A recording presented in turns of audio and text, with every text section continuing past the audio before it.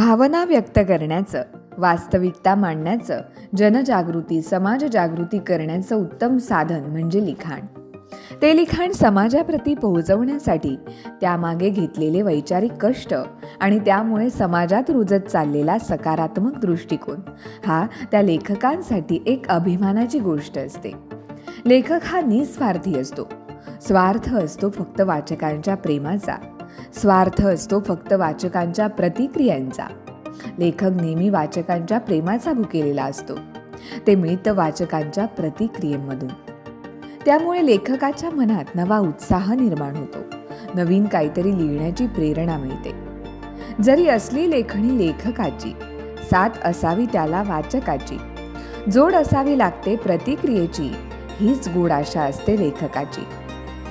अशा गझल या प्रकारातून समाजाच्या व्यथा वेदना, कधी आपली दुःख मांडत समाजातील जाणीवा नेणीवा टिपणारे गझलकार म्हणजेच गोविंद नाईक. वेंगुर्ले तालुक्यातील वेतुरे गावचे हे रत्न. एक चित्रकार ते गझलकार अशा दोन्ही आघाड्या समर्थपणे सांभाळून समाज जाणीवा टिपणाऱ्या गझलकार गोविंद नाईक यांना प्रहार डिजिटलचा मानाचा मुजरा.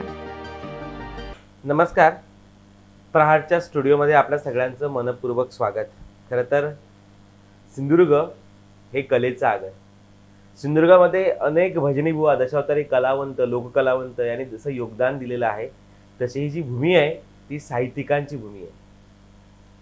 मंगेशी पाडगावकर म्हणतात, या जन्मावर या जगण्यावर शतजा प्रेम करावं, त्यांचा वेंगुर्ल्यातला पाऊस सुद्धा अगदी लाडवळ्यात येतो. ही भूमी जी आहे ती ययाती लिहिणाऱ्या ज्ञानपीठ विजेत्या वि. स. खांडेकरांची भूमी आहे. ही जी भूमी आहे, ज्यांच्या कविता कळता कळत नाहीत आणि कालया तस्म म्हणत ज्यांच्या कादंबऱ्या एक वेगळाच रोख धरतात, त्या आरती प्रभूंची ही भूमी आहे. अशी अनेक दिग्गज साहित्यिक ज्या भूमीमध्ये घडले आणि तीच साहित्याची परंपरा आज या भूमीच्या माध्यमातून आपल्याला पुढे चाकायला सुद्धा मिळते आहे. खरं तर आपण भजनी बुवांच्या मुलाखती बघितल्या, दशावतारी कलावंतांच्या मुलाखती बघितल्या, काही अभ्यासकांच्या मुलाखती बघितल्या. खरं तर जितक्या व्यक्ती तितक्या त्यांच्या प्रवृत्ती असतात. प्रत्येकाला काहीतरी वेगवेगळं आवडत असतं आणि प्रहारचा नेहमीच हा ध्यास राहिलेला आहे. प्रहारने नेहमीच हा प्रयत्न केलेला आहे की जे जे चांगलं आहे ते ते समाजासमोर आणायचं. आणि त्यामुळे भजन, दशावतार याबरोबरच अनेक अशी क्षेत्र आहेत ज्या क्षेत्रामधील अनेक दिग्गज आज प्रहारच्या माध्यमातून तुमच्या समोर भेटीला येत आहे. फक्त दशावतार आणि भजन या पलीकडे सुद्धा क्षेत्र आहेत. त्या क्षेत्रामध्ये ज्या लोकांनी आपलं एक वेगळं क्षितिज निर्माण केलेलं आहे, एक वेगळं स्थान निर्माण केलंय, त्यांना सुद्धा तुमच्या समोर आणणं ही काळाची गरज आहे. आणि म्हणूनच आज आपण एका आगळ्या वेगळ्या मुलाखतीला प्रारंभ करणार आहोत. जशी तुम्ही ती मुलाखत पहिल्यांदाच ऐकताय, तशी अशा लोकांची मुलाखत मी पहिल्यांदाच घेतोय. आज आपण साहित्यिक मुलाखत घेणार आहोत. अर्थात या मुलाखतीला प्रारंभ करण्यापूर्वी या साहित्यकाराचा, या गझलकाराचा आपल्याला परिचय करून देणं मला उचित वाटतं. वेंगुर्ला तालुक्यातील वेतुऱ्या गावचे सुपुत्र आहेत. सद्यस्थितीमध्ये ते मायानगरी म्हणजे मुंबईला राहतात. पण मुंबईसारख्या मुंबईमध्ये राहून सुद्धा ज्यांनी साहित्याची नाळ, ज्यांची आजही तशीच आहे, उत्तम ते चित्रकार आहेत. त्याने जे ऑफ फाईन आर्ट्सची पदवी धारण केलेली आहे. आणि असं असताना सुद्धा म्हणजे एक चित्रकार आणि ते गझलकार हा त्यांचा प्रवास खरंच अवर्णनीय आहे. आणि अशा एका आपण गझलकाराला आज भेटणार आहोत. तुमच्या माध्यमातून मला तुम्हाला त्यांचं पूर्ण भावविश्व दाखवायचं आहे. कारण कशा प्रकारची लोक आपल्या एक वेगळं उंची गाठतात आणि तरीही त्यांचे पाय जमिनीवाला कसे असतात हे आपण आज या मुलाखतीच्या माध्यमातून बघणार आहोत. आज आपण या ठिकाणी भेटणार आहोत गोविंद नाईक यांना. गोविंद बाबूराव नाईक असं या गझलकाराचं नाव आहे. नाईक सर, आपलं मनपूर्वक प्रहारच्या स्टुडिओत स्वागत. खूप खूप धन्यवाद. आणि प्रहारच्या सर्व रसिकांना नमस्कार. आणि प्रहारने मला इथे इन्व्हाइट केलं म्हणजे आमच्या तुमचे खरं म्हणजे आभार की खानविलकर सरांचे, की आपल्या सिंधुदुर्ग जिल्ह्यातलं एक अनेक दिग्गज लोकांच्या त्यांनी मुलाखती घेतल्यात. मी त्यांचं फॅन आहे खरं तर. म्हणजे दशावतारी कलावंतांवर त्यांचा जो म्हणजे त्यांचा अभ्यास जो आहे सरांचा, म्हणजे अतिशय वादातीत अभ्यास आहे त्यांचा. मी त्याला हॅट्स ऑफ सर. आणि अशा लोकांबरोबर तुम्ही माझं नाव जोडताय हे माझ्यासाठी खूप मोठी गोष्ट आहे. आपल्या घरातून कौतुक केल्यासारखं आहे, घरात एक पाठीवर थाप पडल्यासारखं. नाही, नक्कीच. आपली माणसं जी असतात ती समाजासमोर आणणं हे प्रहारने सातत्याने केलेलं आहे. आपण दशावतारी कलावंतांच्या मुलाखती घेतल्या, त्यातून अनेकांना फायदा झाला. आपण सध्या भजन संस्कृतीवर प्रहार करण्याचं काम करतो, अर्थात वाईट गोष्टीतून. त्याच्याही माध्यमातून कुठेतरी ही संस्कृती जागेवर येताना आपल्याला दिसते आणि त्याचाच परिपाक म्हणून उद्या कणकवलीमध्ये होणारा जो काही डबलबारीचा सामना आहे, त्यामध्ये दिग्गज बुवा आहेत आणि त्या दिग्गज बुवांना त्यांनी दिलेले विषय, हे सगळं परिपाक जे आहे ते परिपाक नक्कीच या ठिकाणी प्रहारचा प्रतिनिधी म्हणून मला त्या ठिकाणी या ठिकाणी आवर्जून आपल्याला सांगावंसं वाटतंय. आणि म्हणूनच आपण वेगळ्या मुलाखतीकडे जाणार आहोत. आपण आज साहित्यिक मुलाखत बघणार आहोत. मला पहिला प्रश्न तुम्हाला हा विचारायला नक्की आवडेल की तुमची आणि गझलेची कशी काय मैत्री जमली? गझलेचं खरं म्हणजे कलावंत हा कलावंत असतो. कुठलीही कला घ्या तुम्ही, म्हणजे गझल म्हणा, म्हणजे कुठली साहित्यिक म्हणा किंवा चित्रकार म्हणा, वादक म्हणा, गायक म्हणा, आणि ते आपण असं म्हणतो की तो शिकलाय, एक 5 वर्ष त्याने शिकलन केले, किंवा गायकाबद्दल म्हणतो आपण त्याने विशारद केलं, पंडित केलं, ते वगैरे. पण कलेचं जे बीज आहे, मला असं वाटतं ते जन्मताच त्याच्यामध्ये असतं. कलाकार कधी घडवून होत नाही अजिबात. घडवून कसं ते ती विद्या झाली, म्हणजे शिकून शिकून त्याला ते रट्टे मारून मारून मारून त्याच्याकडनं ते करून घेणं, ते वेगळं. आणि एखादा मुलगा जन्मताच तो एकदम ब्रिलियंट असतो याने, त्याला काय म्हणजे ते परत 100 वेळा लिहून काढ किंवा वाचावं वगैरे लागत नाही. ते एकदा वाचलं, 2दा वाचलं की त्याचा फिट झालं असतं. कलाकाराचं जसं आहे, तो त्याचं जन्मापासून त्याच्या DNA मध्ये ते पाहिजे. आता गायक असं म्हणतात की गायकाचं मूल सुरात रडतं, ते तो वेगळा सूर बेसूर होणार नाही त्याचा अजिबात. तसं ती कला त्याच्या आतमध्येच असते. आता माझ्यामध्ये ते परमेश्वराची देणगी आहे म्हणा, किंवा कृपा आहे त्याची, आमच्या कुलदेवतेची, माझ्या सातेरीची, की मला पेंटिंग जन्मताच होतं. म्हणजे तसं गझलेचं आधीपासून आहे माझ्या मनात, पण ते कसं त्या वृत्तामध्ये येणं, असं म्हणतो आपण की त्यावेळेपासून तुम्ही म्हणजे गझलकार तुम्ही झाला, तसं नाही. जन्मापासून ती वृत्ती माझ्या हातमध्ये कुठेतरी होती, आणि त्या एक कुठंतरी त्याला एक धक्का बसला पटकन आणि ते बाहेर पडले ती. त्यामुळे एक साधारण 13-14 वर्षापासून मी गझल प्रॉपरली लिहितो. म्हणजे मला जेव्हा गझल म्हणजे काय हे पण माहीत नव्हतं. त्याच्या आधी पण लिहिलेले माझे शेर आहेत. नंतर मला काही गझलकार बोलले, अरे हे तर गझलचं आहे, कारण कविता आणि गझल याच्यामध्ये फरक आहे, इतर आपण जे म्हणतो तसं. त्यामुळे असं म्हणता येणार नाही की म्हणजे कसं काय तुम्ही घडलात वगैरे, ते तुमच्या आतमध्येच मुरत, लोणचं कसं मुरत होतं तसं ते मुरत असतं आतमध्ये. खरंच खूप सुंदर या ठिकाणी सरांनी विश्लेषण केलं. मला वाटतं की बहिणाबाई चौधरी ह्या अनपढ अशिक्षित होत्या, जिच्या साहित्यावरात अनेक लोक PhD करतायत की अरे संसार संसार जसा तवा चुल्यावर, आधी हाताला चटके मग मिळते भाकर. किती विस्तृत वर्णन आहे आयुष्याचं. आपण संसार म्हणजे काय हे कळता कळता आपलं आयुष्य संपतं, आणि एका अनपढ अशिक्षित बाईनं संसाराचं केलेलं वर्णन. म्हणजे तुम्ही जे म्हटलात की कवी कधी घडत नसतो, तो जन्मताच असावा लागतो. आता ह्या सगळ्या गोष्टी करत असताना आपण अगदी तुमच्या पहिल्याच प्रश्नामध्ये काही मूर्तीचं सुद्धा उदाहरण दिलात, आणि मला हे जाणून घ्यायला आवडेल की आपलं जे गाव आहे ते म्हणजे ज्या ठिकाणी सातेरी देवी वसलेली आहे, अर्थात वेतोळा गाव, ज्या गावाला आध्यात्मिक महत्व खूप मोठं आहे. म्हणजे पूर्वी असं म्हटलं जायचं, अर्थात ही अंधश्रद्धा सुद्धा काही लोक म्हणू शकतात, पण कोकणी माणूस आजही श्रद्धावान आहे, आणि कोकणी माणसाने ती श्रद्धा त्या ठिकाणी तशी जिवंत ठेवलेली आहे. आणि म्हणूनच आमचे धैकाले प्रचंड गर्दीत भरत असतात. कितीही काही झालं तरी कोकणी माणूस आपल्या देवाधर्माला चुकत नाहीत, आणि ह्या सगळ्या गोष्टी महत्वाच्या आहेत. मग ह्या सातेरी आईची मूर्ती सुद्धा आपल्या हाताने घडली असं आम्हाला कळलंय, हे कितपत खरं आहे? जुनी मूर्ती होती, उत्सव मूर्ती मंदिरातली, म्हणजे पालखीमध्ये जी उत्सवाच्या वेळी वाजतात, आणि त्याची म्हणजे खूप आमच्याच म्हणजे नायकांच्याच पूर्वजांनी कुठं तरी गोव्यावरनं ते सगळं देवस्थान देवी आणली इकडे.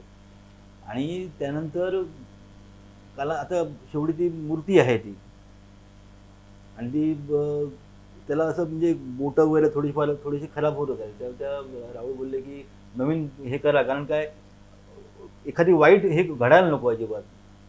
मग त्यावेळी बऱ्याच जणांनी म्हणजे एक देवीला कौल लावला तिकडे सगळ्या मानकऱ्यांनी, आणि मूर्ती देवीने सांगितलं करा मूर्ती घडवा. आहे तशी मूर्ती करायची, फरक असता कामा नये. 1 इंच पण जास्त नको, 1 इंच कमी नको, पंचतंत्राची मूर्ती करायचं ठरलं. अनेकांनी ही, आता मला ही गोष्ट माहीत नव्हती हा, मी मुंबईला असल्यामुळे माझ्या कानावर एवढी काही गोष्ट नव्हती ही. बऱ्याच जणांनी, बरेच स्कल्प्टर बाहेरगावचे वगैरे, त्यांनी ते प्रसाद लावला. आणि आमच्या देवीकडे कसं तुम्हाला माहिती आहे, कोकणामध्ये तुम्ही मागाशी मस्त मुद्दा मोडला तो, की श्रद्धावान माणूस आहे म्हणून तो आपला कोकणी माणूस कधी भरकडत नाही अजिबात. कारण त्याला माहित आहे की आपल्या चुकलं काहीतरी तर काठी मारणारा कोणतरी बसलाय पाठीमागे. त्यामुळे तो श्रद्धेचा तो एक फायदा आहे. आणि ही अंधश्रद्धा नाही आहे, श्रद्धा आणि अंधश्रद्धेमध्ये फरक आहे. तर ते अनेक जणांनी प्रसाद लावला, कौल लावला देवीला, पण ते काय नव्हतं कोण. 2-2, 3-3 तास म्हणे लोक बसले, प्रसाद कौल दे, पण काय झालं नाही. आणि सहज माझ्या भावाचा एकदा मला चालू होतं बोलणं, तर मी ते कसं म्हणजे फायबरच्या वगैरे स्टॅच्यूज वगैरे ते करायचो. आमची मित्रमंडळीवर सगळे आहेत. मला सहज बोलला, तू की असं सगळं चाललंय सध्या गावामध्ये देवीची मूर्ती बनवायची आहे, तू करशील काय रे?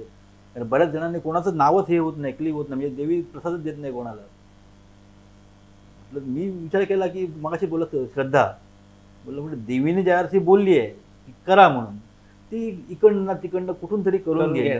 जर ते माझ्या नशिबात असेल तर माझं भाग्य, ती करून घेणारी ती आहे. म्हटलं लावा प्रसाद तुम्ही, मला काहीच टेन्शन नाही, ती काय ते बघून गेली. आणि आमची सगळ्यांचीच पूर्ण, तुम्हाला माहिती गावाची पूर्ण श्रद्धा आमची सातेरीवर. दुसऱ्या दिवशी बाबांनी फटाफट सकाळी 8 वाजता मंदिरात गेले, सगळ्या आज दोघांनी मानतेलांनी घेतलं आणि प्रसाद लावला. आणि जसं लावला तसाच प्रसाद खाली काहीतरी उजव्या साईडचा, म्हणजे जो चांगला म्हणतात तसा प्रसाद, बोलले करा.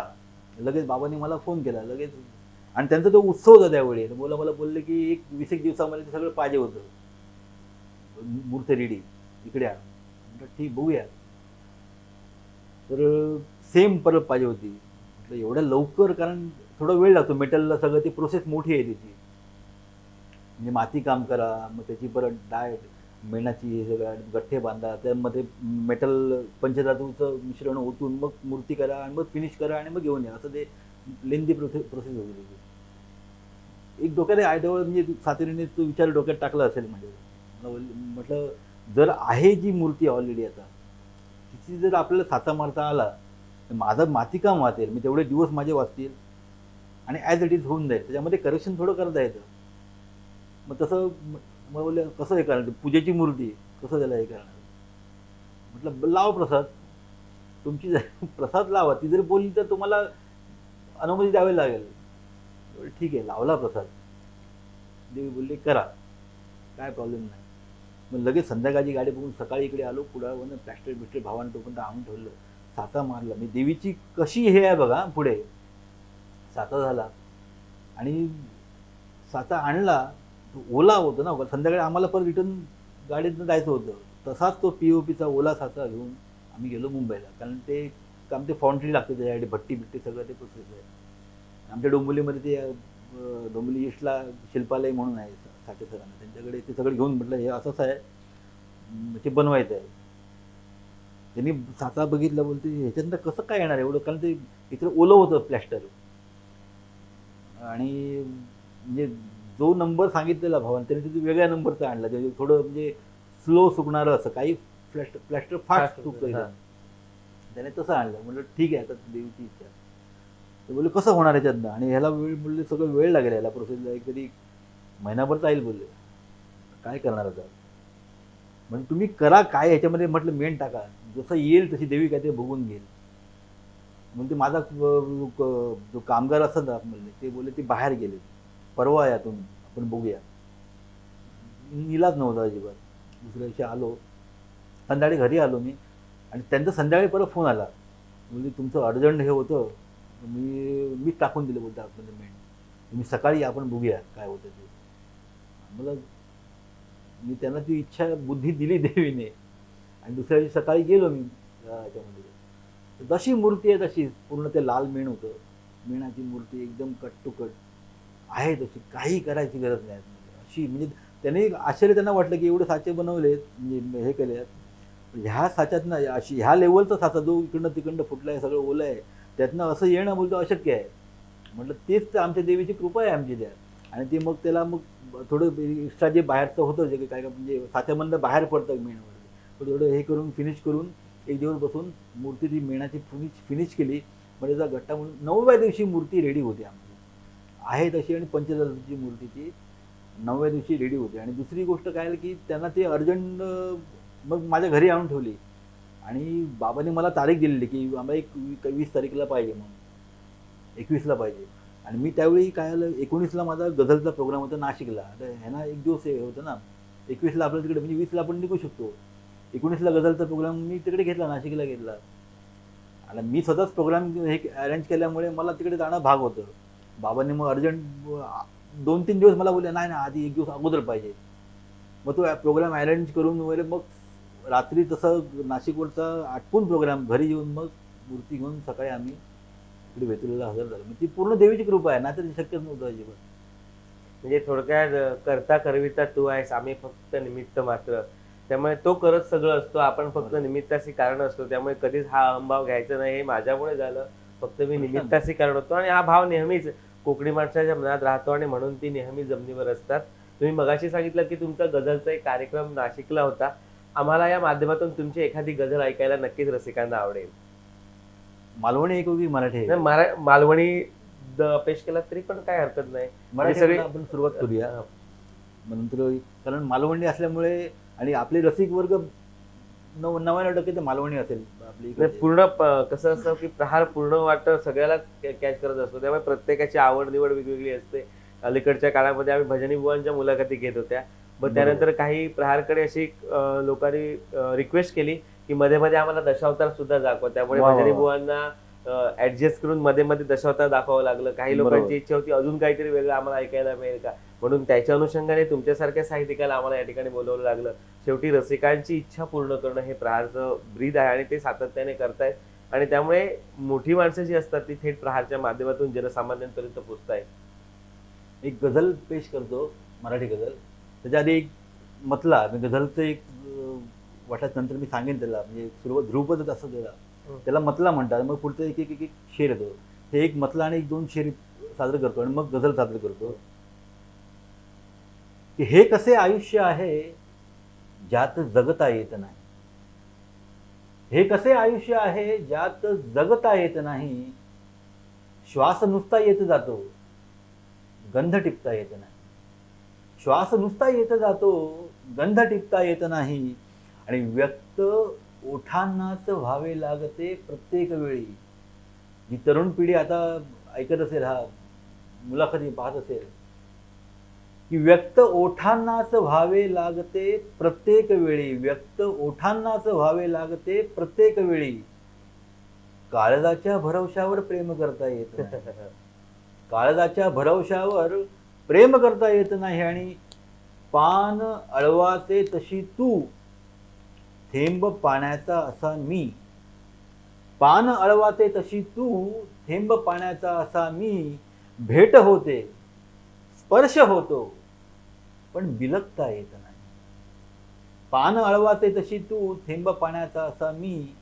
भेट होते स्पर्श होतो पण बिलकता येत नाही. हे कसे आयुष्य आहे ज्यात जगता येत नाही. एक गझल सादर करतो की खरं तर साहित्य म्हटलं कविता म्हटली की प्रियकर प्रेयसी ह्या दोन गोष्टी खूप महत्वाच्या असतात. खरं तर कवी म्हणजे काय, जेव्हा वेदनेची बोथरी टोकं मनाकडे जातात त्यातून जे उमटतं ते काव्य असतं. आणि असं म्हटलं जातं की जे न देखे रवी ते देखे कवी. खरं तर ज्यापर्यंत सूर्याची किरणं पोचू शकत नाही तिथे पोचण्याचं सामर्थ्य फक्त कवितेमध्ये असतं. कादंबऱ्यांमध्ये प्रचंड लिखाण असतं पण कवितेतल्या 2 ओळी माणसाचं अखंड आयुष्य सांगून जातात. गझल आहे ती की मी काय सांगू का खरी आहेस तू. गझलची मजा अशी आहे की 2-2 ओळीची एक एक कविता होती गझलची. अशा अनेक कवितांची म्हणून एक गझल होती. 2 ओळीमध्ये त्यांनी संपूर्ण मानून सगळं आकाश त्याच्यामध्ये सामावलेलं असतं. त्याला 3ऱ्या ओळीची अलाउड नाही त्याला. मी काय सांगू का खरी आहेस तू. मी काय सांगू का खरी आहेस तू. माझ्या भुकेची भाकरी आहेस तू. माझ्या भुकेची भाकरी आहेस तू. आणि मी 2 ओळीतच तुला रेखाटले. मी 2 ओळीतच तुला रेखाटले. वाटायचे कादंबरी आहेस तू, वाटायचे कादंबरी आहेस तू, आणि प्रत्येक जण गाठायला बघतो तुला, प्रत्येक जण गाठायला बघतो तुला. हुलकावणारी शंभरी आहेस तू, हुलकावणारी शंभरी आहेस तू. दुनियाच सगळी बदलली आहे इथे, दुनियाच सगळी. म्हणजे कोविडच्या काळातला हा शेर आहे. आणि शेराचं असं आहे की तो थोडासा डीप जातो, म्हणजे तो बरोबर वर्णन करत नाही, तो नुसतं वर्णन करणार नाही, त्यातनं त्याला काय कळलंय ते काहीतरी अनाकलनीय अफाट काहीतरी काढून ना, अफलातून काहीतरी त्या 2 ओळीतनं काढून तो तुमच्या समोर पेश करतो शेर. की दुनियाच सगळी बदलली आहे इथे, दुनियाच सगळी बदलली आहे इथे, पण नशीब माझे तू तरी आहेस तू, पण नशीब माझे तू तरी आहेस तू. आणि सगळ्या महिला वर्ग जो ही मुलाखत पाहतोय त्या सर्वांसाठी स्त्री म्हटल्यानंतर घराचं बेस ती आहे, पाया. त्यावरचं शेर आहे की उत्तुंग तू आहेस कळसाहूनही, उत्तुंग तू आहेस कळसाहूनही, कारण तळाची पायरी आहेस तू, कारण तळाची पायरी आहेस तू. वाचू न शकलो जन्मभर जागूनही. गझलेमध्ये एखाद्या विषयाचं बंधन नाही आहे. बरोबर. तुमचा एक शेर तुमचा राजकारणावर असेल, एक शेर समाजकारणावर असेल, एक शेर रोमॅन्टिक शृंगाराचा असेल, एक विरहाचा असेल, कुठलाही भक्तीचा असेल, तर तुम्ही 2 ओळीत काय मांडताय हे महत्वाचं आहे. आणि किती वेगळं मांडताय तुम्ही. की वाचू न शकलो जन्मभर जागूनही, वाचू न शकलो जन्मभर जागूनही. कुठल्या युगाची डायरी आहेस तू, कुठल्या युगाची डायरी आहेस तू.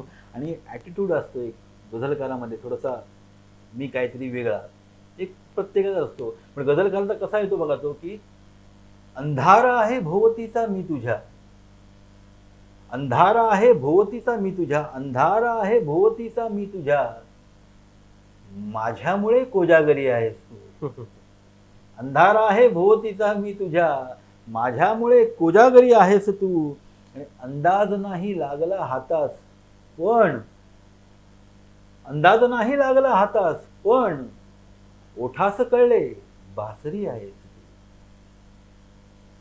अंदाज नाही लागला हातास पण, ओठास कळले बासरी आहेस तू. आणि शेवटचा शेर आहे या गझलेतला, मी देव समजू लागलो होतो तुला, मी देव समजू लागलो होतो तुला, पण मीर म्हणतो, मीर म्हणजे गालिब मीर, उर्दू शायर, जे बुजुर्ग उस्ताद शायर. मी देव समजू लागलो होतो तुला, पण मीर म्हणतो शायरी आहेस तू, पण मीर म्हणतो शायरी आहेस तू. मी काय सांगू का खरी आहेस तू, माझ्या भुकेची भाकरी आहेस तू. खरंच खूप सुंदर. म्हणजे आपण जर बघतो की मराठीमधील ज्येष्ठ साहित्यकार सुरेश भट यांनी गझल हा जो काव्यप्रकार आहे तो खूप लोकप्रिय केला. अगदी त्यांच्या गझला जेव्हा आपण ऐकतो तेव्हा किंवा त्या आपण अनुभवतो तेव्हा त्यांचं शब्दांचं सामर्थ्य आणि एखाद्याच्या मनामध्ये भेद घेण्याचं जे सामर्थ्य आहे त्या सामर्थ्याला फक्त नमस्कार करावा लागतं, कारण ते वर्णता येत नाही. आणि कवीची प्रतिभा, त्याची सर्जनशीलता ही सर्वसामान्यांपेक्षा वेगळी असते. मला हे जाणून घ्यायला नक्की आवडेल की कविता आणि गझल यात नेमकं काय फरक असतो. सर्वप्रथम आपण ज्या जिल्ह्यातून मी येतोय, ज्या गावातून येतोय, सिंधुदुर्ग जिल्ह्याची एक खासियत आहे इथल्या लोकांची, त्यांच्यामध्ये तिरकसपणा आहे. एखाद्या गोष्टीतलं व्यंग शोधायची त्यांची दृष्टी त्यांच्याकडे जन्मताच आहे. ते मातीचा आपले गुण आहे. कोकणी माणूस कधी सरळ सांगणार नाही, इकडनं तो त्याला फिरून काहीतरी सांगितलेला. तो तिरकसपणा गझलेला खूप कारणीभूत, म्हणजे पूरक आहे गझलेसाठी. कारण गझल ही कधी सरळ सांगत नाही कुठलीही गोष्ट. कविता सरळ जाते तुमची, पण गझल आडवळणाने जाईल आणि तुम्हाला भलत्याच ठिकाणी कुठेतरी काहीतरी तिकडचा काहीतरी दृष्टांत तुमच्या समोर आणून हे करेल. म्हणजे आपण समजा 2 ध्रुव पकडले आपण, एक दक्षिण ध्रुव आहे, उत्तर ध्रुव आहे. कवी काय करेल की त्या एका ध्रुवावर बसून तो दुसऱ्या ध्रुवावर काय चाललंय ह्याचं वर्णन तुम्हाला सांगेल. आता फॉर एक्झाम्पल आपण म्हटलं तर हिरवे हिरवे गार गालेचे हरित तृणांच्या मखमालीचे वर्णनात्मक कविता अनेक आपण ऐकतो की झाड आहे, नदी आहे, हे आहे, ते आहे, ते. गझलकाराचं काम काय आहे? गझलकार तसं वर्णन तुमच्यासमोर मांडणार नाही. तो तिसऱ्या ध्रुवावर बसेल कुठेतरी, दक्षिण पण नको आणि उत्तर पण नको, तिसऱ्या ध्रुवावर बसून लांबून तो दोघांवर नजर ठेवेल आणि त्यांच्यामध्ये काय चाललंय, ते भांडण असेल, प्रेम संबंध असतील, काही त्यांच्यामध्ये काही चाललंय ते जाणून घेऊन त्याचा निष्कर्ष तुमच्यासमोर मांडेल. म्हणजे समीक्षक समीक्षक म्हणून गझलकार परफेक्ट आहे. ते एकदम अप्रतिम शब्द, तुम्ही एकदम योग्य शब्द बोलला तुम्ही. तो काहीतरी वेगळं काढून तुमच्यासमोर मांडेल. ते असं असेल ना की ते एकदम आउट ऑफ द वर्ल्ड काहीतरी. तो सरळ साधी गोष्ट, मुख्य म्हणजे गझल असंच नाही, आपल्या संतांनीही अनेक अशी ओव्या, आता ते पण 2 ओळीचं आहे बघा तुम्ही, म्हणजे ओव्या वगैरे अशा काही गोष्टी लिहून ठेवल्या आहेत, त्या काळाच्या पुढच्या आहेत. नक्कीच. ज्यांनी 400-500 किंवा ज्ञानेश्वर माऊलींनी लिहून ठेवलं इतक्या वर्षांपूर्वी, ते अजूनही आपल्याला सगळं लागू पडतं. ते काळाच्या पुढचं आहे. गझलकार ते काम करतो की तो सरळ सांगत बसणार नाही की हे झाड आहे. आणि दुसरी गोष्ट म्हणजे ह्याच्यामध्ये सगळ्यांना आपल्याला माहिती आहे की झाड हिरवं असतं, बरोबर. गझलकार त्या 2 ओळीमध्ये सांगेल की झाड लाल आहे. नुसतं सांगणार नाही, तो पटवून देईल. आणि ते ऐकल्यानंतर तुम्हाला त्या 2 ओळीमध्ये जेव्हा आपण झाडाचा कलरच लाल करून टाकतो तो गझलकार, त्याचं काय ते कारण देईल. ते कारण, तो शेर वाचल्यानंतर लोक पण म्हणते, अरे ऐसा हो सकता है, म्हणजे हिरवं झाड असतं बरोबर आहे, पण असं पण असू शकतं लाल, पण त्याचं कारण तुम्हाला द्यायला लागेल. नुसते हवेत गोळ्या मारून फायदा नाही. तुमचं ते पटला पाहिजे. नंतर शेर म्हणजे स्पर्श कायचा तुझ्या झाल्यावरी, माझा एक शेर होता तो. म्हणजे गझलेमध्ये गझलियत कशी असते बघा, म्हणजे वेगळेपणा. मग तुम्ही बोललात की ही जी गोष्ट आहे ना गझलियत, ती त्याला गझल बनवते, किंवा गझलेचा शेर बनवते. ती कवितेमध्ये तुम्हाला पटकन सापडणार नाही कुठे. की माझा एक मतलब त्याचा होता गझलेचा की सुख मिळे दुष्काळ आल्यासारखे, सुख मिळे दुष्काळ आल्यासारखे, दुःख हिरव्या गार पाल्यासारखे, दुःख हिरव्या गार पाल्यासारखे. आणि ह्या स्पेशल शेरासाठी तुम्ही हा घेतला मी, की स्पर्श कायेचा तुझ्या झाल्यावरी. विचार करा तुम्ही, की डोळ्यासमोर आणायचे तुम्ही, की स्पर्श कायेचा तुझ्या झाल्यावरी, वाटते पाण्याचं न्हाल्यासारखे. आता हे जे आपण आता बघा, नॉर्मली आपण आंघोळ करतो, पाणी डोक्यावर टाकलं की आपलं वाटतं आपण फ्रेश झालो, आंघोळ केली, बरोबर. पण ती एवढी जी कोण असेल ती एवढी अफलातून आहे, एवढी प्रचंड सुंदर आहे की जी काय असेल ती काय की तिला स्पर्श करून पाण्याला वाटते की त्याने आंघोळ केली आहे स्वतः. पाण्याला हे वाटणं, ही गझली आहे. हे तुम्हाला कवितेत सापडणे. हा फरक आहे कविता आणि गझलेमध्ये. खरंच प्रेमाची अनेक रूपं आपण सद्यस्थितीला बघतो. अलीकडचे जर प्रेम जर झालं, म्हणजे अलीकडचे जर प्रेम जर आपण बघितलं, तर कुठेतरी प्रेम विटंबनेकडे चाललंय की काय, असा आपल्याला भास होतो. कारण म्हणजे प्रेम ही शुद्ध भावना आहे. अर्थात हा 2.5 अक्षरांचा खेळ आहे आणि या 2.5 अक्षरांच्या खेळामध्ये भगवान कृष्ण सुद्धा फसले आणि त्यामुळे त्याचे व्यापक रूप आपल्याला बघायला मिळतं. पण सध्याची चित्रपटसृष्टी, समाजात चाललेलं अनेक म्हणजे जे चुकीचं वातावरण आहे, ते कुठेतरी प्रेम कुठेतरी ज्याला आपण काळिंबा लावण्याचं काम करतंय आणि कवितेच्या माध्यमातून, गझलेच्या माध्यमातून प्रेमाचं सर्वांग सुंदर रूप आपण या मुलाखतीच्या माध्यमातून या ठिकाणी रसिकांच्या समोर आणता. आपण म्हटलं की पाणी, ज्याला आपण जीवन म्हणतो, त्याच पाण्याचा परामर्श घेत, त्याच पाण्याचा अर्थ घेत तुम्ही प्रियसीला पाणी म्हटलात, की त्याचा स्पर्श झाल्यानंतर जणू काय आपल्याला आंघोळ केल्यासारखं वाटतं. म्हणजे इतकं किती सुंदर. या ठिकाणी नाही, मला विचारायला नक्की आवडेल की आपण गझलकार तर आहातच, पण या गझलीबरोबर आपण मालवणी म्हणजे मालवणी गझली सुद्धा तुमच्या प्रसिद्ध आहेत. एखाद दुसरी गझल मालवणी भाषेतली, जी आपल्या म्हणजे असं म्हटलं जातं की मालवणी भाषेतल्या शिव्या सुद्धा खूप गोड असतात, म्हणजे ज्या ऐकाव्या असं वाटतात. म्हणजे आणि तशा प्रकारची ही मालवणी भाषा प्रत्येकाला आवडणारी, प्रत्येकाला माझी वाटणारी अशी ही मालवणी लोकांची मालवणी भाषा. आणि त्या मालवणी भाषेतल्या काही गझले जर असतील तर नक्कीच रसिकांसमोर आपण सादर करायला. मालवणी आणि मराठीमध्ये थोडासा तांत्रिक फरक आहे. तर मराठी गझल ही आहे, ही ती वृत्तामध्ये लगावरते, ते वृत्ताला एवढं मी महत्व देत नाही. तुम्ही काय मांडता ना आतमध्ये, त्या आवरणाला महत्व नाही. आतमध्ये काय रसायन भरलंय, दारू गोळा कुठल्या लेवलचा आहे, तर ब्लास्ट होईल. नुसतं बाहेर ॲटम बॉम्बचं ते रंगीत दोरा लावल्या आतमध्ये दारूच नसेल तर काय ते फुटणारच नाही तो अजिबात. त्यामुळे ते आहे. पण मला मालवणीचं ते कसं असतं मराठीचं की मात्रा वृत्तामध्ये लिहितात आणि अक्षर गणवृत्तामध्ये लिहितात वेगवेगळे. तांत्रिक गोष्टी त्याच्यात. मालवणीचं कसं होतं, मालवणी शब्दांचे आमचे उच्चार आहेत, मी त्यामुळे ते उच्चारानुसार ते हे करतो, ते लयच पाहिजे. आणि मुख्य गोष्ट म्हणजे कवी आता मुक्त छंदामध्ये तिला लयीची वगैरे एवढी आवश्यकता पडत नाही की 4 वेळे बिरळमध्ये. पण गझल तुम्हाला लयीच पाहिजे कारण ती वृत्तामध्येच गझल लिहिली जाते. तर मालवणीमध्ये मी ते फॉलो करतो की आपल्या इकडचे विषय. आणि माझं एक हे असतं की तुम्ही मालवणी पुरतच राहू नका मर्यादित. भले तुम्ही मालवणीत लिहा. आता आपल्या गावातले विषय आहेत, आपली दशावतारी नाटक आहे, मासेमारी असेल, इकडचं लाल दगड आहे चिरे, इकडचं राहणीमान, तुम्ही त्याला वैश्विक करा. माझं म्हणणं ते आहे की तुम्ही त्याच्यामध्ये अडकून बसू नका. अनेक माझे मित्र आहेत माझे जे तेच विषय ना कवितेमध्ये आणत जातात. त्याच्या पलीकडे तुम्ही परिघाच्या बाहेर पडाल ना, मी तुमचं दुःख, मालवणी माणसाचं दुःख हे एखाद्या अमेरिकन शेतकऱ्याला आपलंसं वाटलं पाहिजे. बरोबर.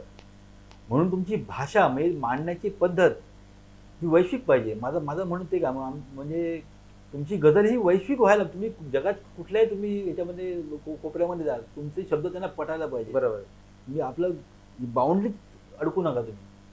एक मालवणी गझल पेश करतो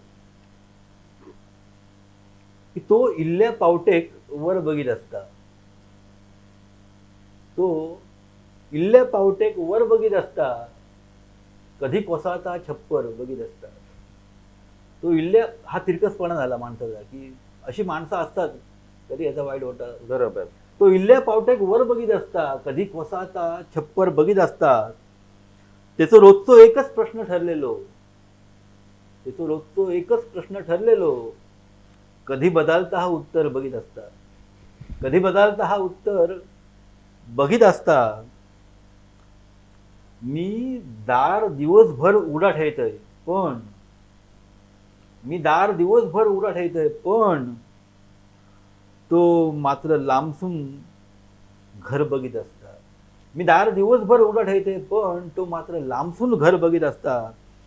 मी विचार करते माल कसो संपात, तो मात्र नुसतो दर बघीत असता. ह्याच्यात कम्पेअर केलंय बऱ्याचशा ह्याच्यामध्ये. तेका कळणार नाही ह्यो गंध माझो तो फडताळात अत्तर बघीत असता. तेका समजता चूक त्याचीच असा पण फोडूक गावात खै खापर बघीत असतात. आणि शेर बघा सर की त्याचा धंदो असा मांडग्या लाकडांचो. कळलं असेल आपल्या नक्कीच. त्याचा धंदो असा मांडग्या लाकडांचो. कोणाक लागली या घर घर बघीत असता. आणि शेवटचा शेर ह्याच्यातलो की तेका लपवची असता त्याची उंची, तो लांबलचक सादर बघीत असता. तो इल्ल्या पावटेक वर बघीत असता, कधी कोसाता छप्पर बघीत असता. सर खरंच खूप सुंदर आपण हे जे काव्य सादर केलं, ही गझल जी सादर केली त्याला सलाम आहे.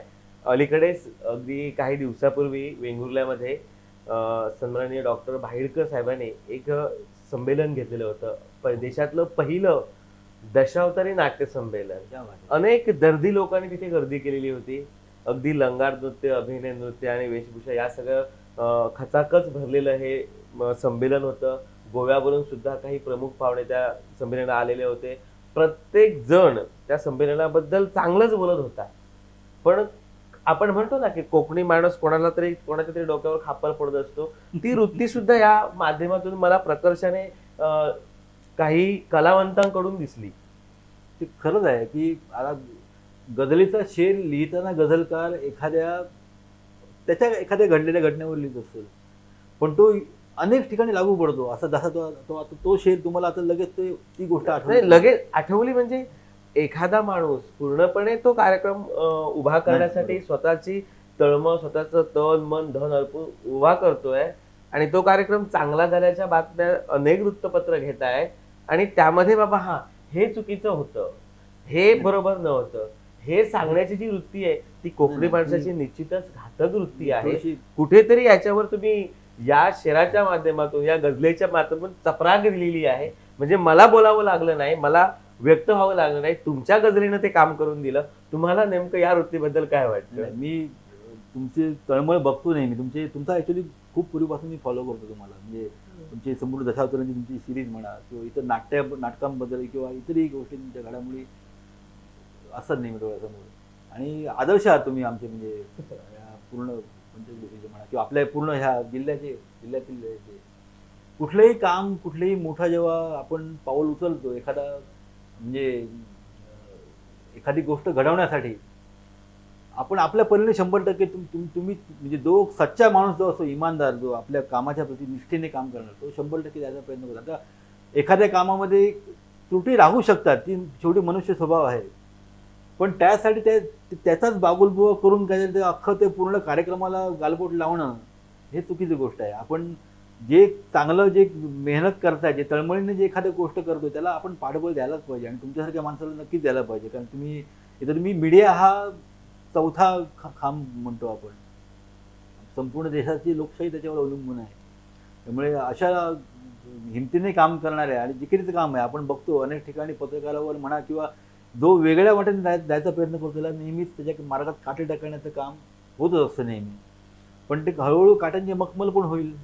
नक्कीच मला कधी कधी वाटतं चपलाला खालीच ठेवणं बरोबर असतं. ते डोक्यावर घेतलं की ते चिखल आणि तो जे आहे धूळ, ते आहे, जे आपण नाही. ते धूळ मग डोळ्यात जाण्याचा संभव असतो. त्यामुळे असं म्हणतात की पैजण हजाराची असली तरी तिची जागा पायाखाली आणि टिकली 5 रुपयाची असली तरी तिची जागा डोक्यावर. त्यामुळे उगाच मानपान मिळत नाहीत, उगाच कर्तृत्व सिद्ध करा आणि मानपान मिळवा. उगाच म्हणजे दुसऱ्याची कुशिष्टा करून स्वतःची प्रतिष्ठा कधीच वाढत नाही आणि हा गुण खूप धोकादायक आहे. मी या अनुषंगाने आता सरांनी जी गझल या ठिकाणी सांगितली त्या गझल म्हणजे मला असं वाटलं की खरंच तुम्ही गझल याच कार्यक्रमावर लिहिली होती की काय? नाही, तेच गझलेची हीच खासियत आहे की ती कधी कोणाला कुठल्या वेळी आठवेल. आता भट साहेबांची इतके शेर आहेत. त्यांनी तर म्हणजे सुरेश भट साहेब हे आमचे म्हणजे भीष्मपिता मराठी गझलेचे. त्यांनी गझल मराठीमध्ये आणली. त्यांनी बाहेर पारसी बिरसीमधनं उर्दूमध्ये होती गझल, हिंदीमध्ये होती. त्यांनी मराठीमध्ये आणली. एक 50 एक वर्ष झाली असतील. त्या तीपासून म्हणजे भट साहेबांच्या अगदी आधी पण गझल हा एक टिपिकल हा जो स्वभाव आहे, गझलेची वृत्ती आहे, गझलेसारखं लिहायचे, शेरो शायरी वगैरे ते म्हणतात आपण. पण ती अचूक त्या वृत्तामध्ये नव्हते. हे गझल म्हणजे काय झालं की तंत्र आणि मंत्र याचा परफेक्ट संगम पाहिजे तिकडे. एकही गोष्ट उणी असतं कामा नये. जे वृत्तामध्ये तुम्ही वृत्त नसेल तर लय नसाल, ते पूर्ण मजाच गेली मध्येची. पण तेवढाच ताकदवान तुमचा जो खयाल पाहिजे, आशय जो तुम्हाला दिसतो तो तेवढाच ताकदवान पाहिजे जेवढा तो, म्हणजे मगाशी बोलल्याप्रमाणे आतमध्ये तुम्ही काय रसायन भरताय ना, बाहेर पाहिजे त्याला ती सुदगुंडी, ती गुंडाळायलाच पाहिजे. कारण त्यांना असं रसायन ब्लास्ट करता होईल. पण आतमध्ये तुम्ही काय म्हणताय, तुम्ही जे काय वेगळं सांगताय तुम्ही. म्हणजे आमचे सानेकर सर, चंद्रशेखर सानेकर, खूप मोठं नाव, म्हणजे गालावर खळी डोळ्यात धुंदीवर सरांची गाणी, अनेक मराठी फिल्म आणि गझलीचं जवळपास म्हणजे एक एन्सायक्लोपीडिया म्हणतात, प्रचंड अभ्यास. आणि तर ते सर आणि मी म्हणून आम्ही कार्यक्रम करतो गझल टॉकीज नावाचा. त्याच्यामध्ये 2.5 तास पूर्ण मंत्रमुग्ध श्रोते, म्हणजे अक्षरशः नाशिकच्या प्रयोगामध्ये आमचे रडलेले आहेत लोक शेरावर. म्हणजे काही आता तुम्हाला कसा तो शेर लागला मगाचा एकदम की परफेक्ट वाटलं तुमच्या एखाद्या घडलेल्या त्या याच्यावर, असे काही शेर आहेत ना की ते डोळ्यात पाणी येतं लोकांच्या, ह्याने आपल्यासाठीच शेर लिहिलं आहे असं आहे. नाही नक्की असे जर काही शेर असतील तर आपण रसिकांसमोर ठेवावे नक्की. जेणेकरून काय ताकद असते साहित्याची, काय ताकद असते प्रतिभेची, काय कवीच्या सर्जनशीलतेची ताकद असते हे लोकांसमोर जाऊ दे, रसिकांसमोर जाऊ दे. खरं तर मराठी साहित्य हे खूप मोठं विस्तृत साहित्य आहे. अगदी संत ज्ञानेश्वरांपासून आजपर्यंतच्या कालावधीमध्ये आपण जेव्हा या साहित्यामध्ये घोडदौड करतो तेव्हा त्या साहित्याची प्रभा आपल्याला चकित करून सोडते.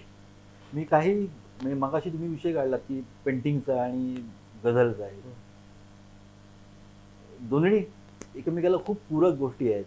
मी काही पुढचा एक शेर माझा येईल त्याच्यामध्ये, तो त्याच्यामध्ये पेंटिंगची माझ्या अनेक शेरांमध्ये रंगांचा विचार आलाय, रंग आले, कुठे कॅनव्हास आलाय वगैरे, असं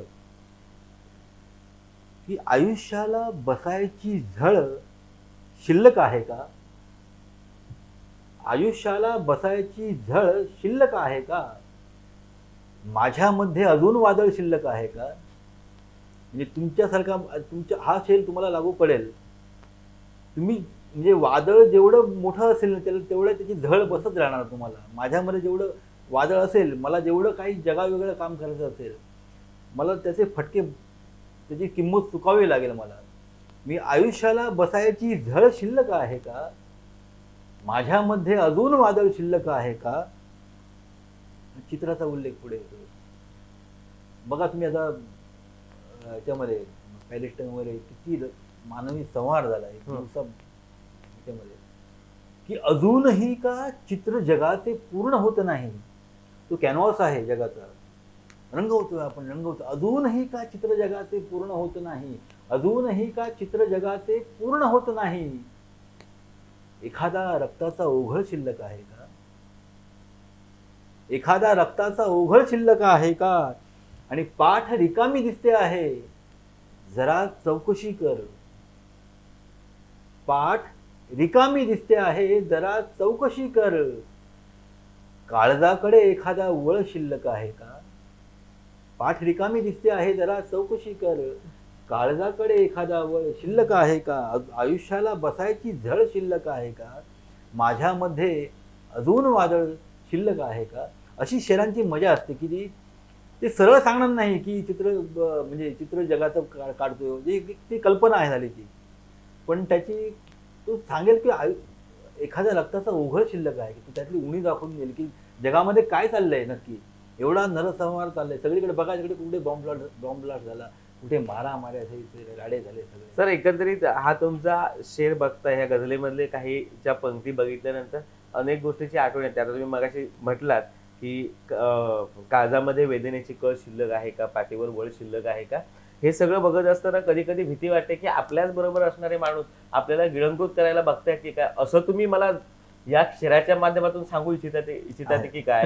कारण या ठिकाणी म्हणजे मला मुद्दाम एका गोष्टीची प्रकर्षाने आठवण झाली, हे सांगणं खूप गरजेचं आहे. कारण तुम्ही असे शेर काढताय जे शेर तंतोतंत लागू पडतायत. गझलकाराचं कामच ते आहे खरं. म्हणजे माझं भाग्य आहे की प्रहारच्या ऑफिसमध्ये मी बसलो. अरे आणि गझलकाराचं ते आद्य कर्तव्य आहे. नुसतं नाही की नुसतं फुलं पानं, ते शृंगारी ओठ, तुम्ही मिठ्या, म्हणजे प्रत्येक जखमा त्याच्यावरची जी खपली आहे ती काढताय. आणि बाबा हे बघा हे भळभळतंय तुमचं. तेच मगाशी तुम्हाला जसं बोललो की तो नुसतं वर्णन करणार नाही, तो दोन्ही ध्रुवामध्ये काय चाललंय त्याच्या नजरेत, त्याच्या दृष्टीने त्याला जे काय आकलन होते ते त्याचा दृष्टांत तुमच्या समोर पेश करू गझलकार. हे गझलकाराचं काम आहे. आता तुम्ही मगाशी जो म्हटलात त्याच्याबद्दल मला एक लगेच गोष्ट क्लिक झाली की एका माणसानं अरण्यात गेलेला होता आणि त्याला एक अजगराचं पिल्लू मिळालं. त्या अजगराचं पिल्लू त्याने घरी आणलं, त्याच्यावर तो प्रेम करू लागला. जशी आपल्या बरोबरची माणसं असतात, आपण त्यांच्यावर विलक्षण प्रेम करतो, आपण ओळखतच नाही, आपण त्यांना माणूस म्हणून ओळखतो. बरोबर.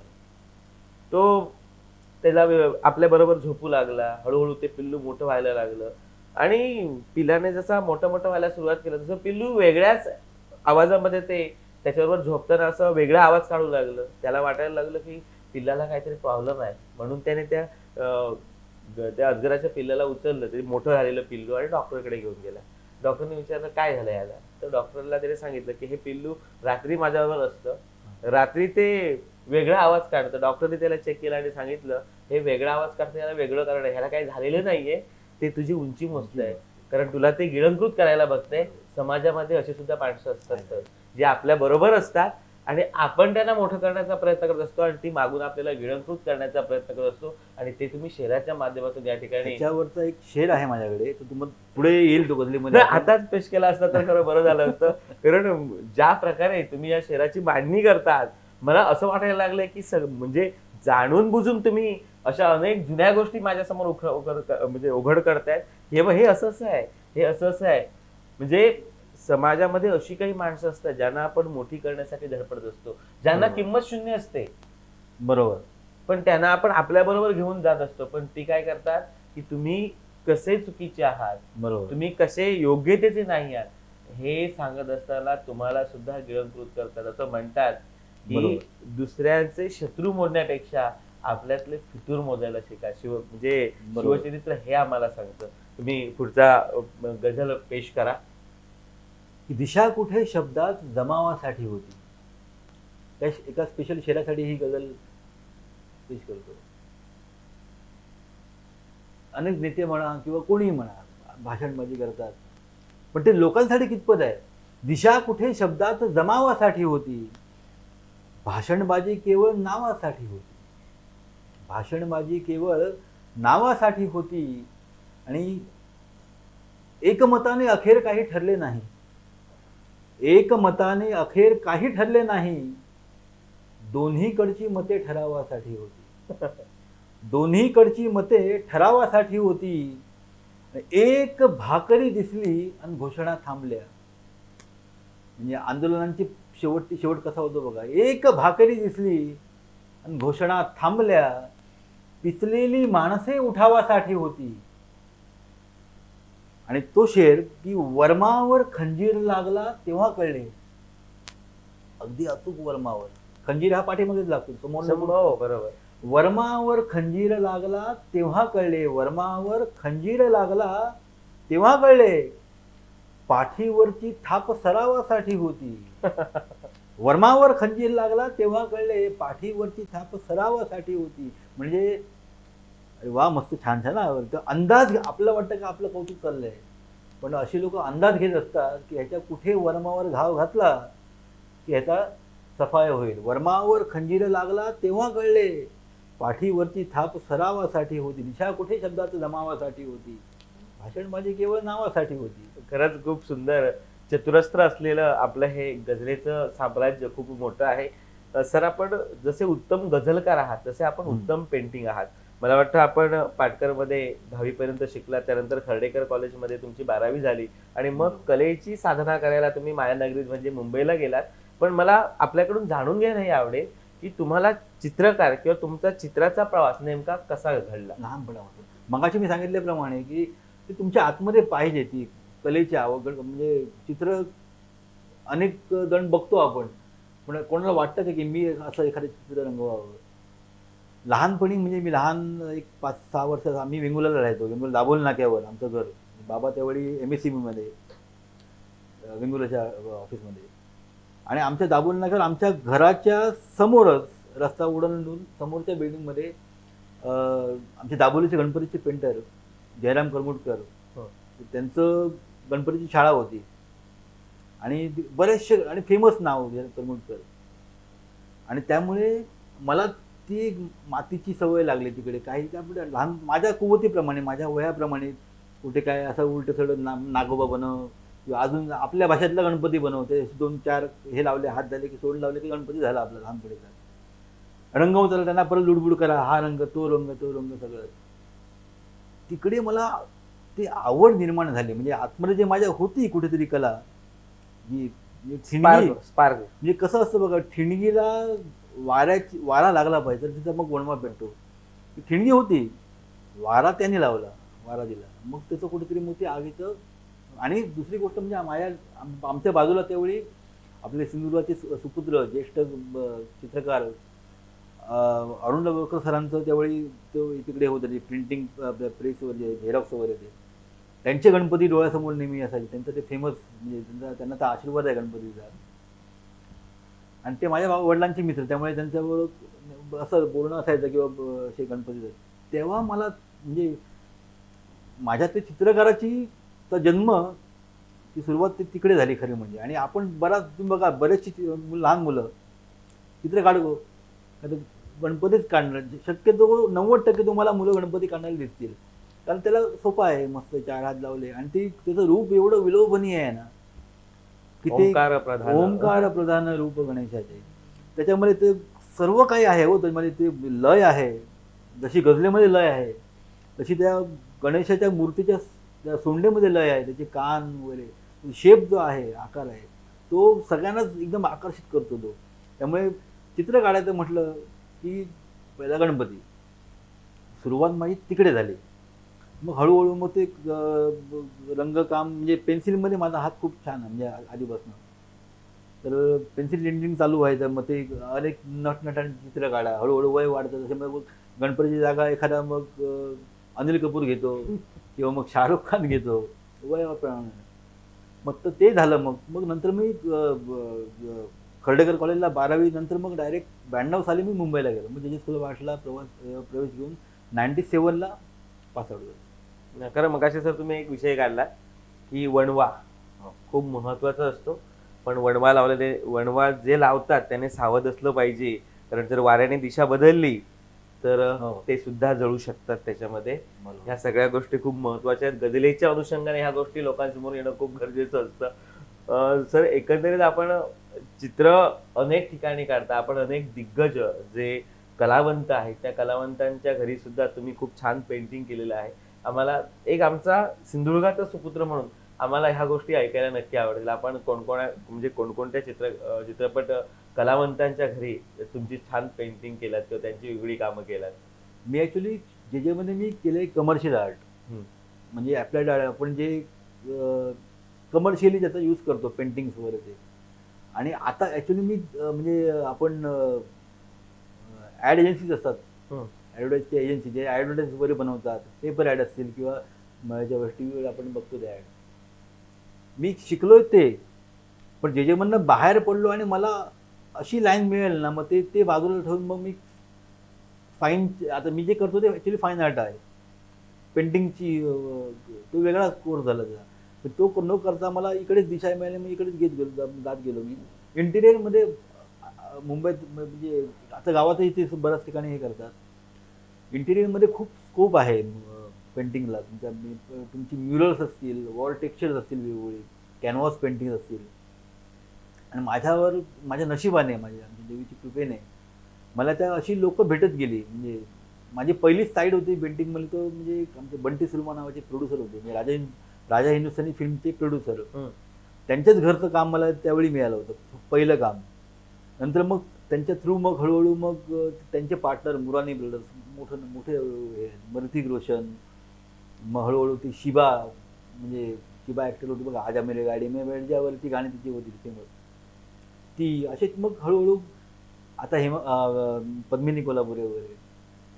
मध्येच रणवीर सिंगचं पेंटिंग केलेलं ते. म्हणजे सहज काय झालं, आमचे ते माझे क्लायंट आहेत मुरानी म्हणून, करीम मुरानी, मोठा फिल्म प्रोड्युसर आहे म्हणजे दिग्गज आणि शाहरुख खानचे एकदम क्लोज. तर त्यांच्या बर्थडेला मी म्हटलं काहीतरी द्या यावेळी, यांना जरा सरप्राईज गिफ्ट देऊया. तर करीम भाईचं पोर्ट्रेट एक करून छोटंसं त्यांना गिफ्ट केलं. त्यांना एकदम आवड, अरे गोविंदने मेरे को गिफ्ट किया. आणि तेव्हाच डोक्यात एक क्लिक झालं. म्हटलं यांचं शाहरुख बरोबर एवढे चांगले संबंध आहेत, शाहरुखसाठी आपण काहीतरी एखादं पेंटिंग करून देऊया वगैरे. पण ते काय झालं की शाहरुखच्या घरात सध्या जागत नाही अजिबात. त्याचा मन्नत बंगल्यावर सगळं फुल आहे असं. मग रणवीरसाठी काम करायचं ठरलं. म्हणजे करीम भाई बोलले की रणवीर का पेंटिंग बना दे आणि आपण त्याच्याकडे जाऊया. म्हटलं चला.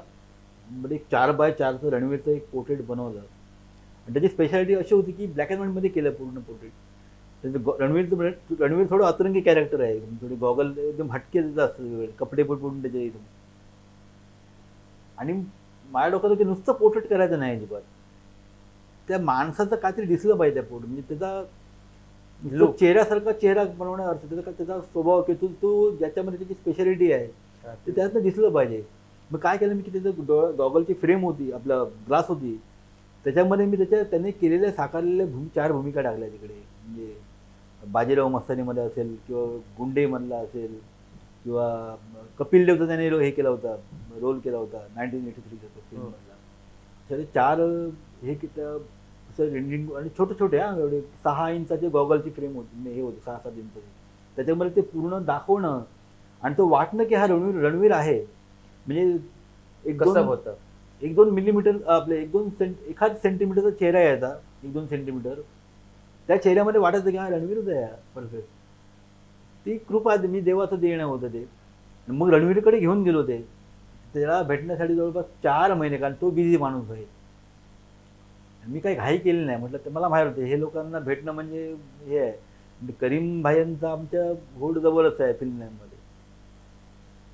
2-3 वेळा कॅन्सल झालं. म्हणजे एकदा जायचं ठरलं, उद्या करीम भाईचा फोन आला की उद्या संध्याकाळी आपल्याला जायचं आहे, रणवीरने बोलवलं आहे. ठीक आहे. आणि त्याच दिवशी यश चोप्रांची वाईफ ऑफ झाली. मग ते सगळं बंद झालं.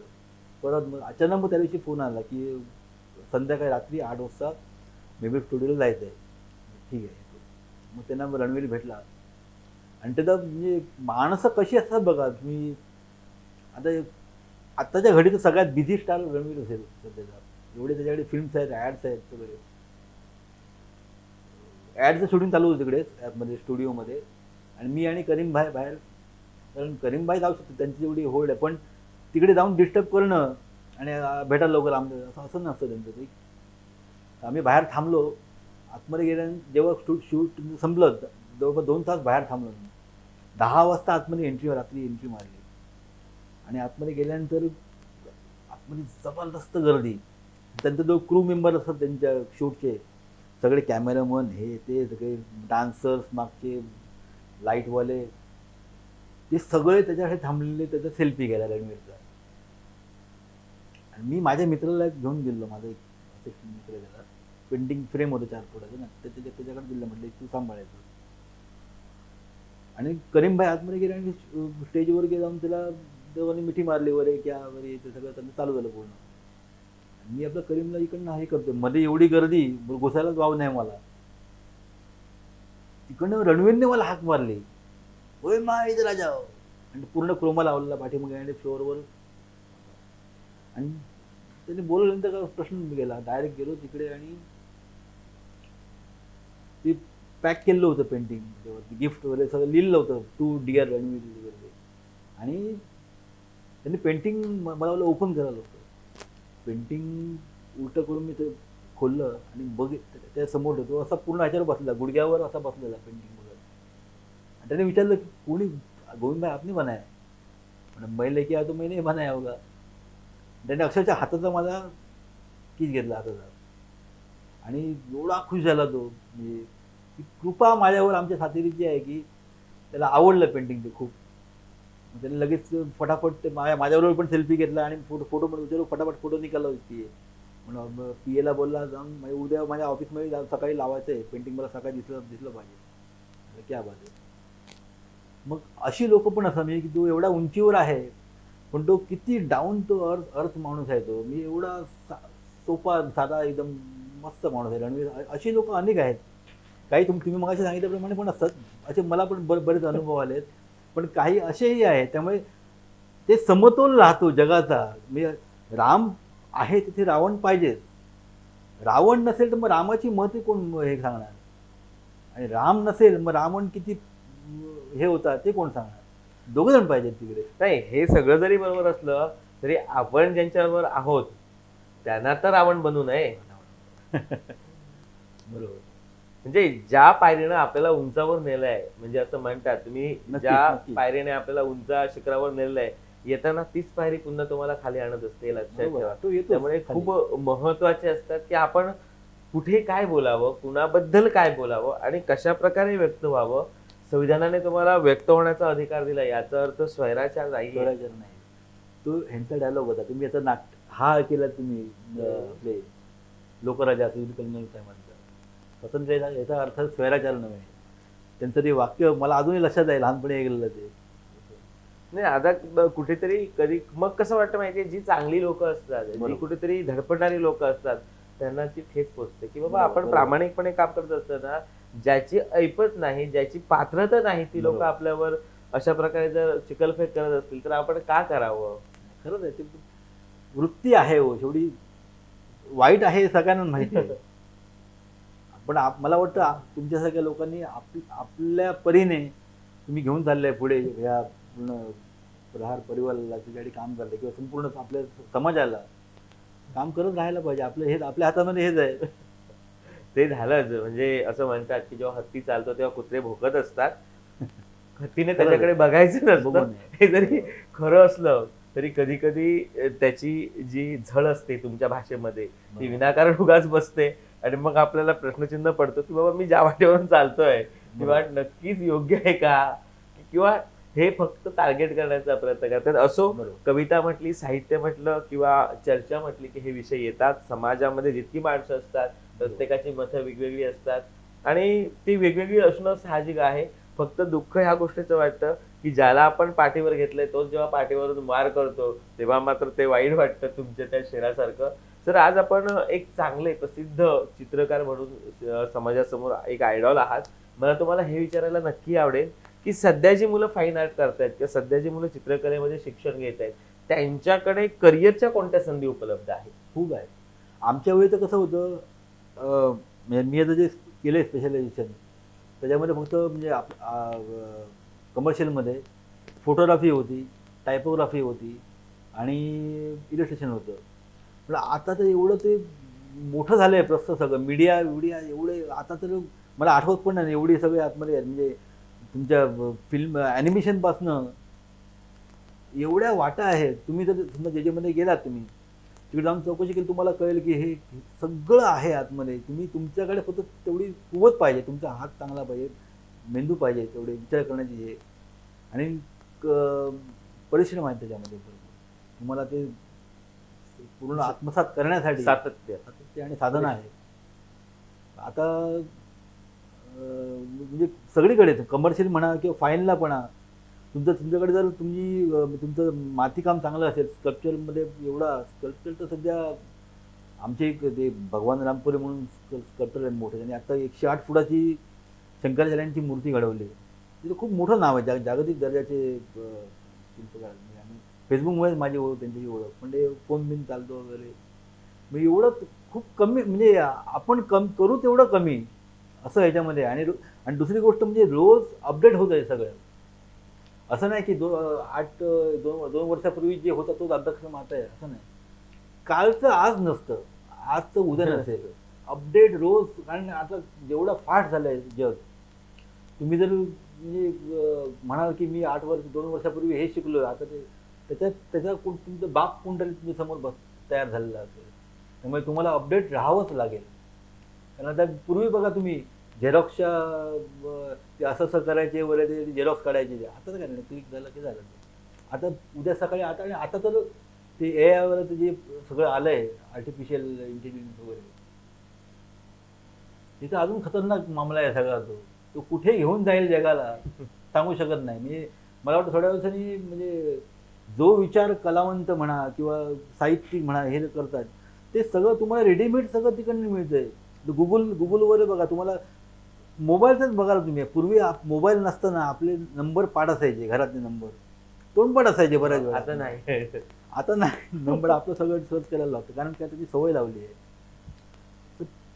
बरं अपडेट राहावं लागेल नेहमी. तुम्हाला बऱ्याच आतमध्ये खूप म्हणजे खूप काही आहे तुम्हाला. तर थोडक्यात तंत्रज्ञानाने आपल्याला जेवढं पुढे नेलेलं आहे तेवढं खाली दरीत सुद्धा ढकललेलं आहे. आणि या सगळ्या गोष्टीचा विचार करता तुम्ही अपडेट राहणं हा काळाची गरज आहे असं एकंदरीत तुमच्या या सगळा सुवर्ण मध्ये साधत अपडेट राहणं. म्हणजे तंत्रज्ञान तुम्ही मग आता बोललात की जेवढं वाईट आहे तेवढं चांगलं पण आहे.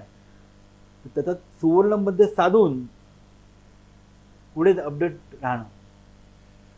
आणि तुम्ही एक चित्रकार आहात, मग चित्रकार असताना तुम्ही कवितेच्या प्रांतात कशी काय उडी मारली?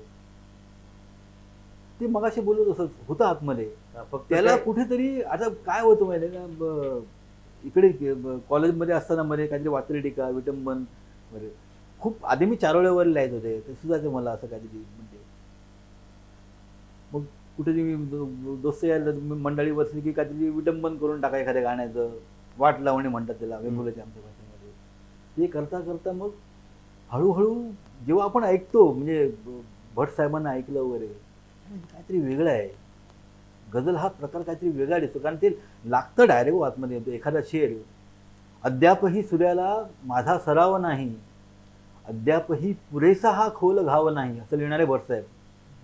हे एवढं वेगळ्या प्रकारे मांडलंय ना, ते कुठेतरी क्लिक होतं. आणि तुमच्यामध्ये जर असेल तर ते आपोआप ते आणि हे match ते असतात. जीवशिवाचा जो मिलाप होता, आहे. मिलाप आहे तसं घडतं आणि ते तो शिव ह्या जीवाला घेऊन बाहेर पडतो. पण खरंच खूप गझल हा काव्य प्रकार इतका तुम्ही विस्तृतपणे लोकांना सांगितलं, खूप छान आहे. म्हणजे कधीही कुठेही कोणत्याही कालावधीमध्ये कोणालाही उपयोगी पडेल असा हा एक वेगळा आगळा वेगळा काव्य प्रकार आहे. आणि जो काव्य प्रकार तुम्ही खूप छानपणे हाताळतात, एक चित्रकार म्हणून, एक पेंटर म्हणून सुद्धा त्या काव्य प्रकाराकडे तुम्ही ज्या प्रकारे बघताय, तो प्रकार बघितल्यानंतर आपसुकच एक वेगळं आदर वाटतो की बाबा एक चित्रकार कसं काय साहित्याच्या या विस्तृत जगामध्ये आपलं एक वेगळं नाव निर्माण करू शकतो. मी म्हणजे तुम्हाला हे सुद्धा मला जाणून घ्यायला आवडेल तुमच्याकडून की जवळपास आता आपण कुठेतरी पुन्हा एका वेगळ्या ट्रॅकवर आलेलो आहोत. पण अगदी ह्याच्या मागे जर आपण गेलो तर करोना काळ हा कलाकारांसाठी शाप ठरलेला होता. तुमचा अनुभव काय आहे? अक्षरशः 8-10 महिने ते घरीच बसलेलो, काही काम नाही. म्हणजे तुमचं आउटगोईंग चालू आहे, तुमच्या रूमचा हप्ता जो आहे लोनचा, हाऊसिंग लोनचा, तो काय चालू आहे, तुमचं जेवण चालू आहे, इतर खर्च तुमचे टीव्हीचा हे मोबाईल रिचार्ज चालू आहे, तुमचं इन्कमिंग काहीच नाही. ते पूर्ण गणित माझं असं नाही, सर्वांचं गणित पूर्ण बिघडलं होतं त्या कालावधीमध्ये. आणि त्याला जगाबरोबर आपण शेवटी हा विचार प्रचंड करत होता की मी एकटाच थोडी आहे याच्यामध्ये, जगाबरोबर आपण चाललोय. पण ते कलावंतांसाठी, कारण काय असतं की जे कलावंतांना कुठे असं नसतं की एक महिन्याच्या 10 तारखेला त्यांच्या अकाउंटला पैसे जमा होणार पगाराचे, तसं नाही. तो जेवढं करेल म्हणजे रोजंदारी कामगार म्हणू शकतो आपण त्याला. जेवढं पेंटिंग करेल तेवढे पैसे त्याला मिळणार, त्याच्यावर त्याचं पूर्ण घर चालणार. पण तुम्हाला कामच नसेल, कोण माणसाला म्हणजे फक्त फोनवर सगळं चालायचं, स्पर्श माणसाचा बंद पूर्ण, त्याला त्याच्यावर क्रॉस करून अस्पृश्यता जगाने अनुभवली. सगळेच झाले, सगळेच अस्पृश्य झाले. पण अशी अस्पृश्यता अजिबात येऊ नये परत, अजिबात. कारण त्याने पूर्ण माणसाचं सगळं म्हणजे जगाचं सगळा समतोल बिघडून टाकला जगाला. खूप म्हणजे हालत खराब झालेली आहे.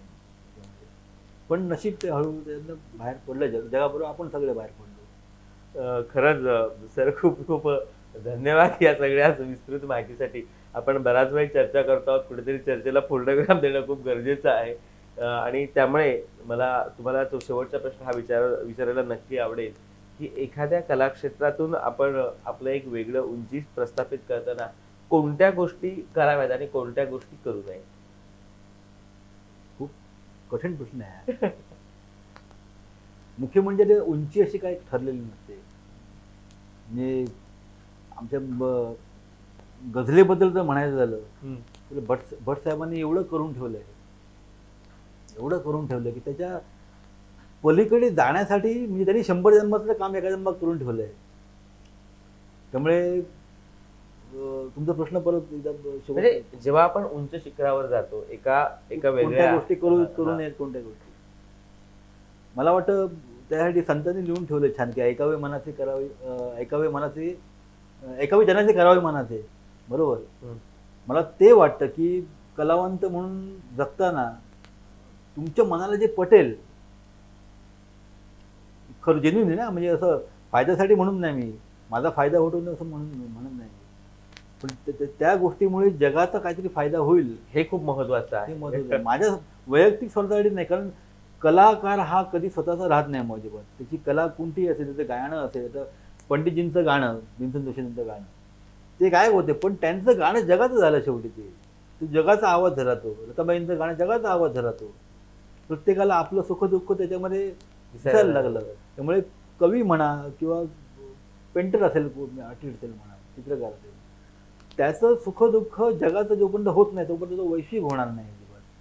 मी लिहिलेला शेर जसा तुम्हाला मगाशी पटला, तसाच अजून एखाद्या माणसाला जेव्हा पटेल, तो सगळ्यांना जेव्हा पटतो, जेव्हा समोर अरे वाह क्या बात है, तो मेरे अंदर की बात, मेरे दुबा की बात बोल रहा है, असं होतं. त्यामुळे कवीने, कुठल्याही कलावंताने ही गोष्ट आवर्जून करायला पाहिजे की तुम्ही तुमच्या कलेला मोठं करा. कलेला मोठं केलं की तुम्ही आपोआप मोठे होणार होता त्याच्यामध्ये. त्यामुळे कलेला मोठं करणं चांगल्या मार्गाने. माझा एक शेर आहे की सन्मार्गाने कोण गाठतो इतकी उंची, ते थोडंसं एक सन्मार्गाने कोण गाठतो इतकी उंची, म्हणून थोडा संशय येतो आभाळावर. कारण सन्मार्गाने कोण एवढ्या उंचीवर जाऊ शकत नाही. त्याला काय ना काय तो उलटे सुलट करून कोणाच्या पाठीवर पोटावर पाय देऊनच तिने उडी मारलेली असेल ती. म्हणून थोडा संशय येतो आभाळावर. त्यामुळे असं करू नये. आपण चांगल्या मार्गाने कवीने चांगली कलेची निर्मिती करावी. कला होईल मोठी, कवी पण मोठा होईल किंवा कलावंत मोठा होईल. ना खरंच सर, धन्यवाद. अगदी सुंदर अशा प्रकारची आपण कसं असलं पाहिजे ही तुमची जी व्याख्या आहे ती निश्चितच भावी कलावंतांना किंवा आम्हाला बघणारे जे रसिक प्रेक्षक आहेत त्यांना नक्कीच ती अपील होईल. या गोष्टीच्या माध्यमातून आमची कोकणी माणसं कुठवर दूरवर पोचलेली आहेत हे लोकांच्या लक्षात येईल. आपण या ठिकाणी आपला व्यस्त वेळापत्रकामधला वेळ काढून या ठिकाणी आलात. आपलं शेड्यूल बिझी असतं, पण बाबा प्रहारच्या उपक्रमाला आपण जावं, त्यांना भरभरून शुभेच्छा द्यावात. ह्या शुभेच्छा आम्हाला आशीर्वाद रूपी आहेत. त्या सगळ्या शुभेच्छांच्या मनपूर्वक मी स्वीकार करतो. आपल्याकडून याही पुढे सुंदर सुंदर पेंटिंग, चांगल्या चांगल्या गझल मराठी म्हणजे आपल्या समाजामध्ये येतील. आपण नक्कीच आम्ही त्या आदराने सांगू की बाबा हे आमचं आहे, हे आमच्या कोकणी माणसांचं आहे आणि तो जो आदर आहे तो निश्चितच राहील असं या ठिकाणी जाहीर सांगतो. आपल्याला पुन्हा एकदा पुढच्या वाटचालीसाठी शुभेच्छा देतो आणि या ठिकाणी मी आपला निरोप घेतो. तर आपण आला याबद्दल मनपूर्वक आभार. तुमचे आणि प्रहार चॅनलचे आणि तुमचे स्पेशली वैभव खानोलकर सरांचे खूप खूप आभार की त्यांनी आवर्जून मला इथे बोलवलं, निमंत्रित केलं आणि एवढा सन्मान दिला. त्याबद्दल सर्वांचे खूप खूप आभार. धन्यवाद. धन्यवाद.